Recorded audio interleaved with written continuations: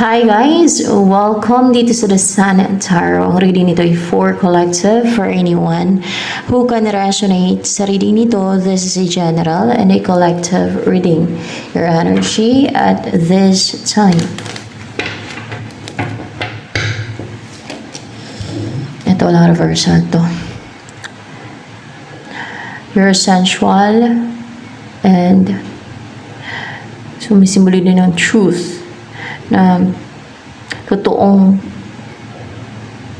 love yung pinaparamdam mo sa partner mo, no? Totoong feelings mo, you're not fake, no? Hindi mo pinipiki yun, and parang napaka-intimate mo pag meron kang partner. Kung meron kang partner, napaka-intimate nyo, or you feel deeply connected. Ano pa ang about sa'yo?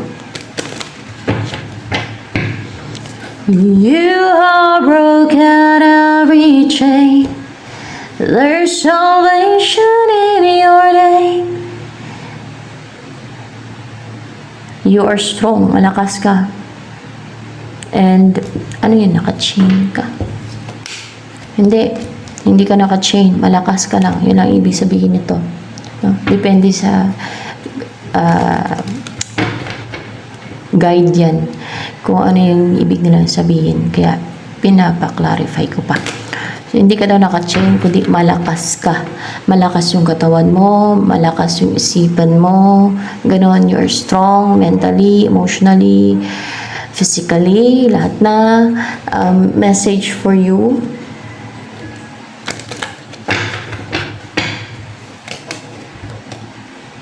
Practice. With daily practice, you can polish your skills and talents and increase your confidence. Hindi ko na kailangan i-translate. Palagi ko naman tinatranslate yan eh. Dahil lumalabas yan lagi. Ano pa ang energy mo ngayon? The world. Nakompleto ka na. You're complete. The world. Oh, merong tao, agila, deer, lion. Parang may nakompletong cycle na, or nakompleto ka na.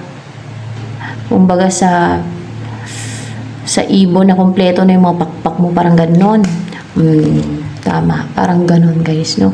Kung sa ibon pa na bagong pisa, nasisiw, no? Nakompleto na yung pakpak mo. Ayan. Oh. You are brave. You are strong. You have a keen sight, no? Keen eyesight. Sharp sight. Vision. Sharp vision. You can fly high. Ibig sabihin, ma-achieve mo na yung goals mo in life, that your highest goals in life. You're capable now to achieve your dreams in life. Mga ganun, parang you're capable of achieving anything na great or mataas, no? Na you can fly now, no? Parang capable ka na gawin yung hindi mo magawa dati, na i-pursue yung goal na hindi mo na-pursue dati. Kasi parang hindi ka pa capable dati, no? Na parang wala ka pang pakpak. Ngayon may pakpak ka na, parang gano'n na. And you are intelligent. Diba yung human, parang ano talaga yan eh. Yan ang pinakamatalino sa lahat ng hayop, no, na kinreate ng God. Ay, hindi na matanggap ng tao, ng ibang tao na hayop sila. They're also animal. Pero hayop din ang tao. Animal din ang tao. Kasi nasa libro yan nung elementary pa. No? Ang pinakamatalinong hayop sa balat ng lupa ay tao. Sunod ay unggoy, sunod ay aso. Ayan. Maliban lang kung nakalimutan na ng iba ang sa libro na yun. Elementary na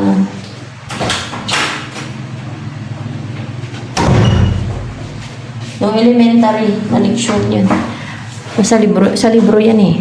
Parang History or science, parang gano'n. Ano ba eh? Meron pa nga na theory na yung tao ay galing sa unggoy daw. Oh, meron pa ganun theory. Oh, ano pa?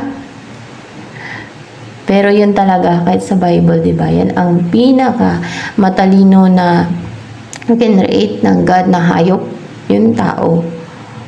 Yan ang binigyan ng talino para mag-dominate o mamahala sa lahat ng mga kinreate na hayop, yung tao. Kaya yan ang binigyan ng mataas na talino sa lahat ng hayop sa balat ng lupa.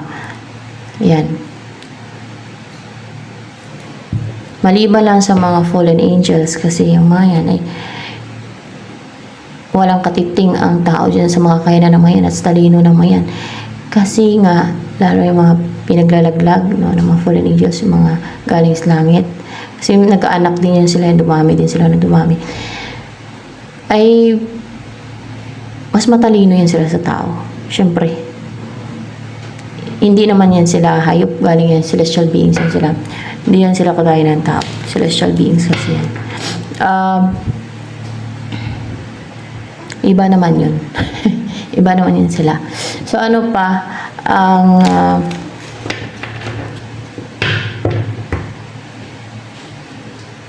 about sa'yo. Kaya nakumpleto ka na. Buo ka na. Kumpleto na. Ay, hindi ka na dadaan pa sa transformation yan. Hindi na. Hindi ka na mahirapan pa. Kasi pag dumadaan ka sa transformation, just me, guys, ang hirap-hirap. Sino naka-experience na dumadaan sa transformation? Pero after that, talagang malaki ang magbago sa iyo. Malaki ang mag-change. Kaya, magtaka kayo kung bakit ang laki ng pagbabago ng isang tao. Kasi dumaan yun sa transformation. Binago siya. Pero ang hirap, mahirap, dumadanas ka ng sufferings, parang matinding, parang binabago ka talaga, fully na binabago ka. Hindi ka na dadaan sa transformation yan, hindi ka na mahirapan. Kasi, kumpleto na yung kailangan mong pagdaanan na transformation, tapos na. Yung dapat mong mga pagdaanan na transformation for you to be whole, buo, strong, and kung ano ba yung purpose kung bakit ka pinadaan sa transformations na yun. Kung kaya kung sa ibon pa, napisa ka na at nakumpleto na yung backpack mo. Ganon. Kung sa itlog pa ng ibon, no? Parang ganon. Kunwari itlog na agila. Napisa ka na at nakumpleto na yung mga backpack mo. Ganon. Makakalipad ka na. O, diba? Ganon. Ano pa? Ang in-embody mo energy ngayon. At hindi ka naka-chain, ha? Ibig sabihin lang yan, strong. Kasi clarify ko. Ano pa yung energy mo ngayon? Ito walang reversal to. Strong talaga, and yeah, strong yung personality mo, courageous. Kasi color blue. Ganyan ka na ngayon, courageous, may freedom kasi color blue, and powerful. May face ng dragon dito, strong. At hindi na magtatalo yung isip at damdamin mo yan. Parang they're united, no? Harmonized, united. Ganun. Ano next na mangyari sa buhay mo niyan? Kasi kumpleto ka na, ganun. Ay, magkakaroon ng growth. Isa lang. Kasama pa ba to? Itong dalawang to. Ay, hindi na daw. See? Hindi na siya kasali. Page of Pentacles. Maging healthy na. Kapirahan mo, yung katawan mo, lalo kung dumaan ka sa mga sakit-sakit, mga gano'n. Parang piniste ka kasi ganun pag dumadaan ka sa transformation, parang pinipiste ka. Mga ganun ba, yung mga pagdaanan mo, talagang there's suffering, mahirap, no? Mahirap kayo, parang dumadaan ka sa dilim na, masikip na tunnel. Parang ganun yung dumadaan ka sa transformation. Talagang binabago ka talaga, no? At makikita naman after that yung pagbabago sa'yo, kung ano yung result pinagdaan naman transformation. Ayan.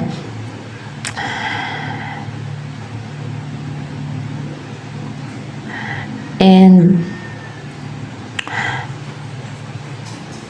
yung pag-grow kung sa kaperanto, business, relationship, o lahat na siguro, mag-uumpisa ng tuloy-tuloy na mag-grow yun. Hindi na siya napipisti, hindi na siya tumitigil na hinto sa pag-grow.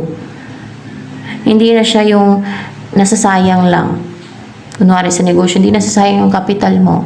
Nag-grow yung business na yan o nagkakaroon ka pa ng maraming business. Kunwari magputa pa ng negosyo, no? Tapos pag kumita ka na doon ng malaki-laki doon sa negosyo na yun na pinutap, makapag-put up ka pa ulit ng isang negosyo. And then, kikita ka na naman doon, mag-put up ka pa ng isa pang negosyo. Ganon. Kung sa negosyo, so kung sa relationship naman, ay hindi na toxic yung relationship na yan. Hindi na unhealthy. Hindi na yung parang sayang lang yung in-invest mo. Kasi mag-grow yan eh. And then, it will lead into marriage. And then, maging harmonious, healthy yung inyong relationship and stable and secured. Maging ganyan na siya, guys. No? At para bang, kung sa looks mo din, magiging blooming ka na din. Ganun ba? No? Ayan. And so, fresh. No? Fresh na yung energy mo. Fresh.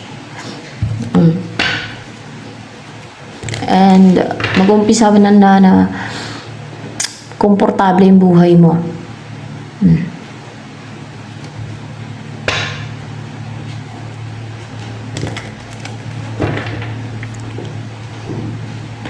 Bakit nga ba dumadaan sa transformation ng isang tao? Lalo na yung madaming transformation na pinagdaan.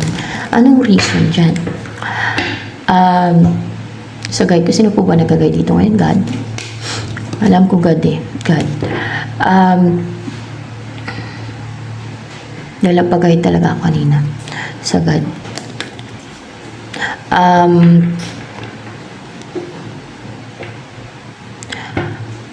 Ano po ba ang dahilan kung bakit dumadaan sa transformation ng ulit-ulit yung isang tao? Ano po ba yun? May purpose ka po ba dun, God, sa tao na yun? Pag dumadaan ng maraming transformation o ulit-ulit na transformation. So yes, ito yung nauna. Ito, ulit. Ito yung nauna. O may purpose. Ibig sabihin, may mission po yun. May mission.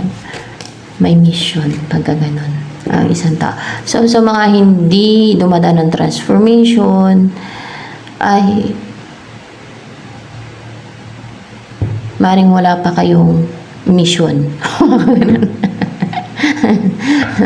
Okay. Actually, mahirap ha. Mahirap yung dumadaan ka sa transformation. Sino naka-experience yan? Lalo po ulit-ulit, no? Hirap talaga.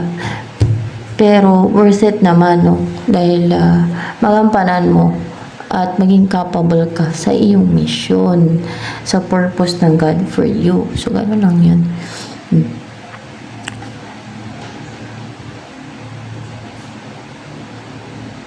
Walang mission spiritually, ay mapag-focus ka sa personal mong buhay.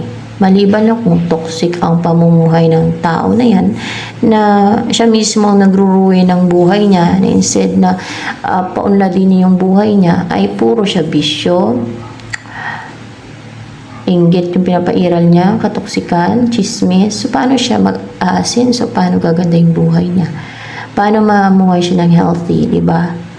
Meron kasi mga tao na hindi naman dumadaan talaga actually sa matinding mga pagsubok dahil wala namang mission spiritually, I think, no? Na hindi kagaya ng mga tao na may pinagdadaanan talaga ng mga transformation ulit-ulit dahil may mission, may purpose ang God sa kanila, ng mga spiritual mission, mga ganun ba. Ay sinasayang naman nila yung panahon, no? Na instead na pagruhin nila yung finances nila, to live a healthy life pati, at mamuhay ng matino, no?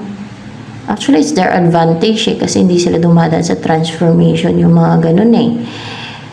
Ang gagawin na lang nila ay mamuhay na mabuti at mag-focus sa buhay nila, sa pamilya, at diskarte sa buhay, no? Kung paano kumita, like business, yun, diskarte, hindi man lanse, hindi man lamang ha. Pag mapalansi at mapanlamang sa kapwa, ay alam nyo na kung ano yan sila, mga ano yan, mga, I can call it na ano, kampo ng kadiliman. Oo, kampo ng kadiliman kasi mapaninlang, mapanamantala, mapanlansi.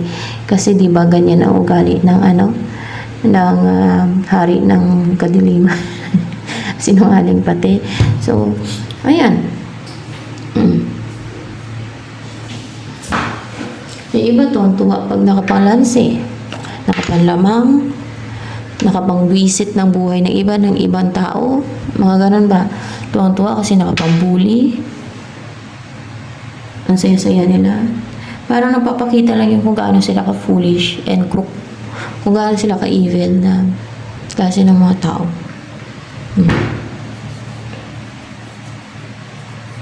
Para ba hindi nila ma-enjoy yung buhay nila or hindi sila kontento sa buhay nila hanggat hindi sila nakapag-mistake o nakapang-harm dahil they're driven by kadalasan envy or inggit. Kaya sila naging evil dahil sa kanilang inggit. So ano pa? Next na mangyayari sa love life mo naman dahil nakumpleto ka na. Kompleto.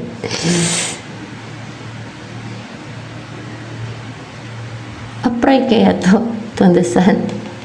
Oh, upright kaya the sun. In reverse. Hindi mag-succeed, hindi maging masaya. What's with the sun in reverse here? Baka may ibang meaning yan ba?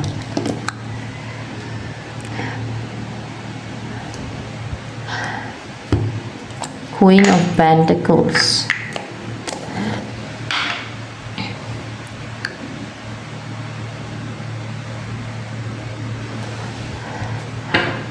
Ano tong Queen of Pentacles na yan? Ay, King of Pentacles. And Five of Wands. Kaaway ito, si Queen of Pentacles at si King of Pentacles? Hindi. Yung kaaway ang hindi mag-succeed. Kaaway, oo, madisappoint tong kaaway na to. Kaaway or yan ang nagbablock, gumagawa ng scheme and deceit sa iyong love life. Yan ang hindi mag-succeed. So yan ang hindi mag-succeed. Kasi magiging stable na ang iyong love life. Ikaw na tong Queen of Pentacles yan, ikaw na yan. Yes, magiging ganyan ka na, magiging Queen of Pentacles. Ibig sabihin, maging stable, comfortable ka na, maging komportable na yung buhay mo, maging secured ka na sa iyong love life, stable, maging gano'n na yung love life mo. It's a sign na may enemy. Ito yung humaharang kay person mo na si King of Pentacles. Yan ang humaharang. Yan, ito, enemy. Yan na yun. Para hinarangan nila para hindi kayo bumuo ng pamilya. Hinarangan nila. Kasi ito si King of Pentacles, porsigido din talaga na mapangasawa ka o magsama kayo. O kung dati mo ng partner o person yan, ay magkabalikan kayo, mga ganun ba, no? Pero kung hindi pa, ay basta yung bubuo kayo ng pamilya. Yan ang goal kasi ni King of Pentacles eh. Itong mga enemy na hindi magsasucceed, hindi magtatagumpay, nahadlangan kayo. Ano mangyari sa kanila?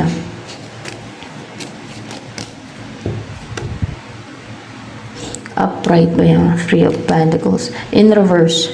So, ibig sabihin, hindi talaga magtatagumpay. May pagtutulungan, pinagtutulong-tulungan nila. Marami ba yan sila nagtutulungan? Hindi. May tatlo ba sila? May tatlo na nagtutulungan. May tatlo, di ba? Nagtutulungan sila. May tatlo sila. Mga tao yan, of course, na pinagtutulungan nila. Itong si King of Pentacles and maybe ikaw din na hadlangan, no? Si King of Pentacles na sa ganun na hindi siya makapag-take ng action sa'yo para hindi niya magawa yung goal niya para sa inyong dalawa ni King of Pentacles kasi hinaharangan nga nila, hinahadlangan nila. Ayan. Dahil ayaw nilang mag-succeed na bumuo kayo ng family ni King of Pentacles na yan.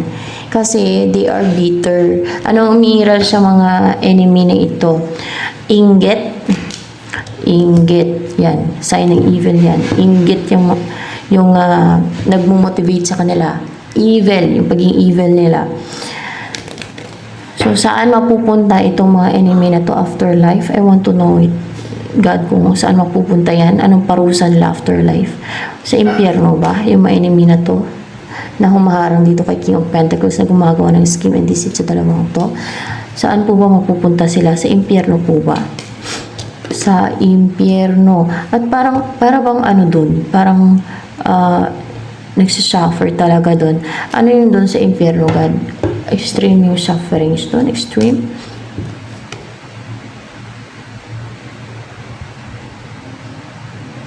Parang pahalang pa. Ano po ba to? Upright? Extreme. Yung suffering. Oo, at talagang grabe. Parang tinotorment. Pati yung isip nila. Parang, alam niyo, parang nababaliw na. Hindi alam kung anong gagawin. Na parang sumisigaw sila sa sobrang pain. Ganon po ba ang na-experience nila? Yes. Oh. At parang nag-aantay sila na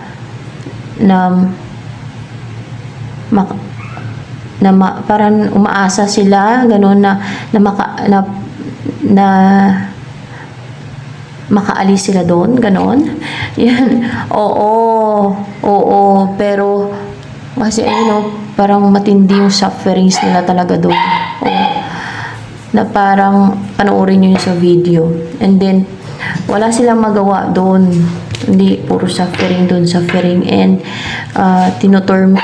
Para alam niyo, para nababaliw yung wala silang magawa na puro suffering. Huwag mo na kasing kulitin yan. Sa labas ka na nga, sa labas ka. Labas ka muna, labas. Maingay ka. Sige na. Batutin yan. Kaya ka nga. Uy, ako, cute yun na, baby! Uy, so.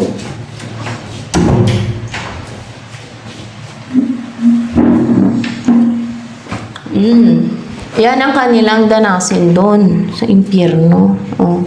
Matindi doon yung suffering sa impyerno. Kung panoorin nyo lang sa sa kasi bakit sila ilagay sa impyerno? Mga baluktot sila. Mga foolish, mga evil, no?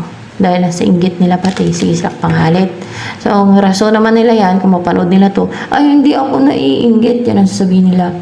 Talagang nakakairita lang siya. Mayabang siya. O, diba? Gagawa na sila ng rason nila. O kaya ay gagawan ka pa nila ng scheme and deceit para kunwari kayong palabasin na na masama. O, evil. O, diba?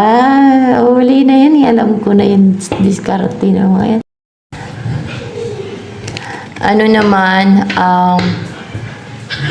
next na mangyari sa love life mo niyan? Page of Swords. Wala namang babantay ng love life mo. Wala nang mababantay ng love life mo. Wala nang interesado na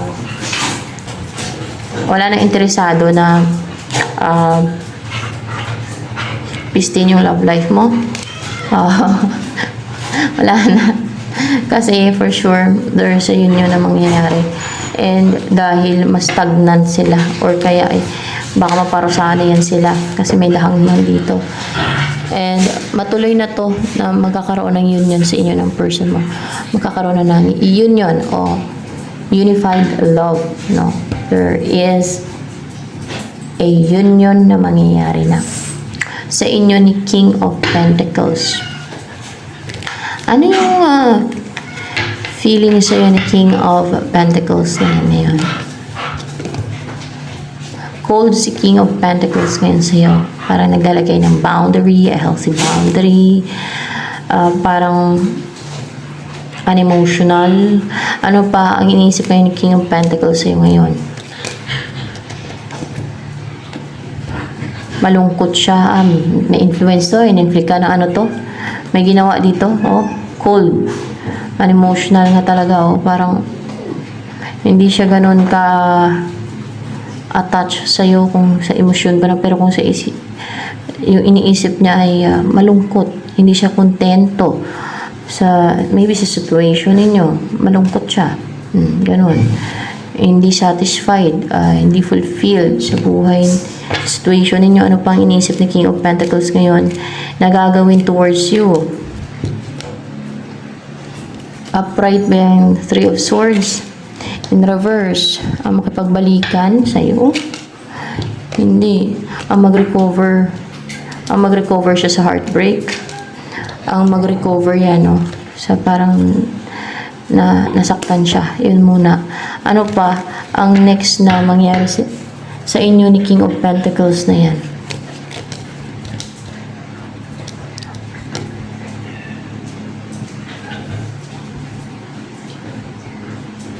Upright ba tong Two of Pentacles?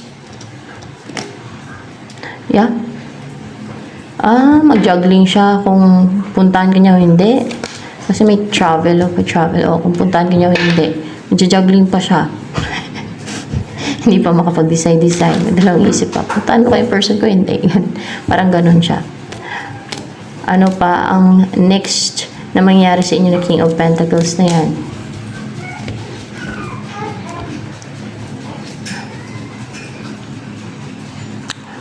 Temperance, injustice, and reverse. Ma-align na kayong dalawa? Ma-align na ba? Hindi pa. Hindi pa ma-align. Kundi, parang matenga pa kasi mag-juggling pa to. Mag-juggling pa to si King of Pentacles na to. Baka epekto pa yun ang mga ginawa sa kanya. Epekto pa yan. Epekto pa yun ang mga ginawa sa kanya. Na naka-unite pa rin sa kanya. Nakakapit pa rin sa kanya. Ayan. Ano pa? Ang next na mangyari sa inyong dalawa niya. Pero, you will be together. Mas-stuck pa yung connection ninyo ni King of Pentacles.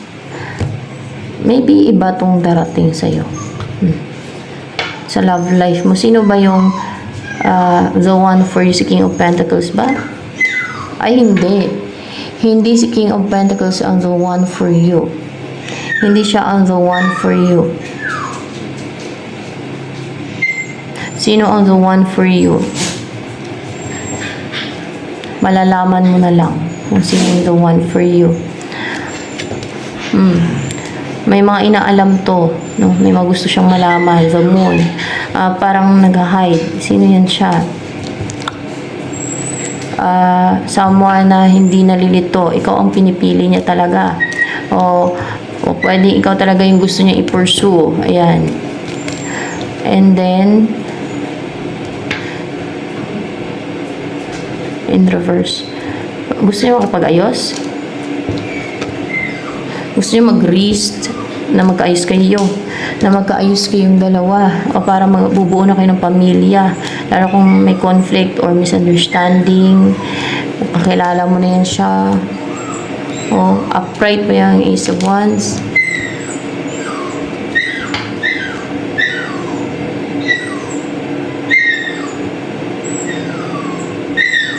In reverse. Kung kaya hindi siya nakapag-take ng action, maaaring kulang siya sa passion pa that time. O kulang siya sa passion, sa drive, energy, motivation. Wala pang hudyat. Hindi hudyat. Wala pang command ng God na mag-take na ng action sa'yo. Kaya hindi pa siya ganun ka-positive. Pero siya ay the one, hindi si King of Pentacles. Akala ko si King of Pentacles. Kaya magja-juggling pa to si King of Pentacles kasi hindi matenga, mas stuck to si King of Pentacles. Kaya cold to si King of Pentacles sa'yo kasi hindi naman siya ang the one for you. Akala ko siya na ang the one for you, hindi pala. Iba pala ito, yung magkakaroon ng union sa inyo. Ayan. You are broken every chain. Baka salbahe yan si King of Pentacles. Salbahe ba yan si King of Pentacles? Yes, salbahe yan siya. Salbahe na. Ano pa ang about with King of Pentacles? There's salvation in your name, Jesus Christ. High Priestess. Ano yan?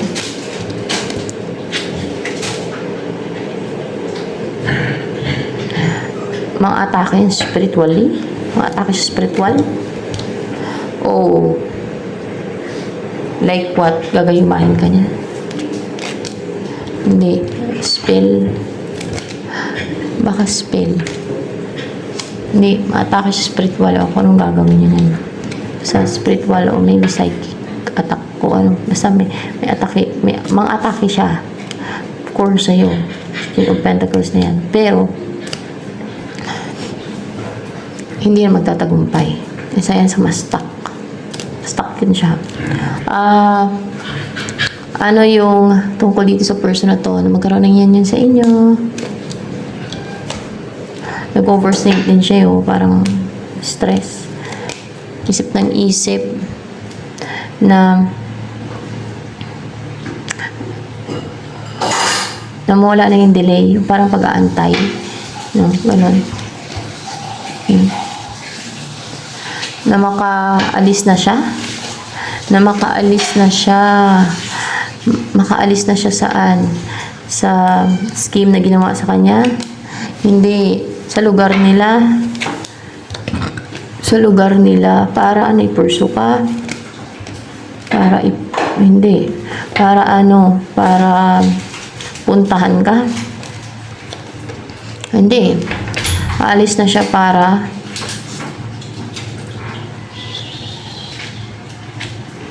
lilipat na sa lugar niyo. Lilipat na sa lugar ninyo. Doon na. Kung saan ka man nakatira. Ang gusto ng person na to ay doon kayo titira. Ayaw niya sa lugar niya. Ayaw niya sa kung saan sila nakatira. Kung saan yung tahanan niya. Kung saan siya nakatira na place. Gusto niya doon sa kung saan ka nakatira. Ano pa ang iniisip ng person na to na magkaroon ng union sa inyo? Three of Cups. Ano yung Three of Cups dyan?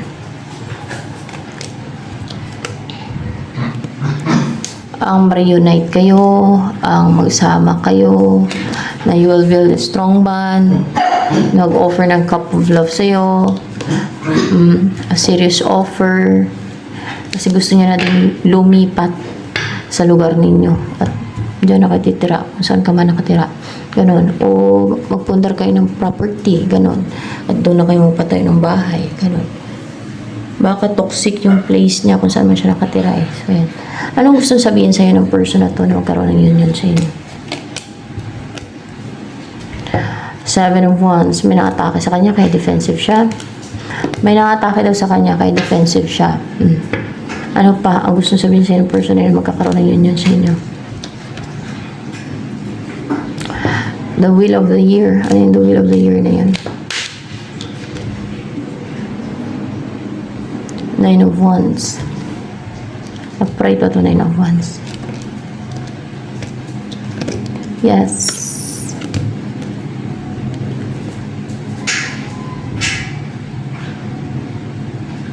Kaya may mga humaharang at may mga naatake kasi nakadistin kayong dalawa. Yan ang sinasabi niya. Oh. Kaya may mga nangharang at may mga atake kasi nakadistin kayong dalawa. So, ganun nga talaga yun. Basta nakadistin kayong dalawa. Meron talagang mga atake. And syempre, mga sa kampo ng kadiliman yan. At tao man, elemento, mga kung ano pa, ay atakihin kayo niyan ng mga kampo ng kadiliman kasi yung destiny o nakadestin na yan ay God ang na-destin dyan eh. Gustong i-oppose o kontrahin yan ng kampo ng kadiliman. So yung mga nang-oppose sa destiny ng iba o mga atake sa mga taong nakadestin dahil ayaw nila magkatuluyan, kampo niyan sila ng kadiliman. Sa kadiliman yan sila at alam nila kung ano yung pupunta nila afterlife. So, ito na lamang guys for collective reading.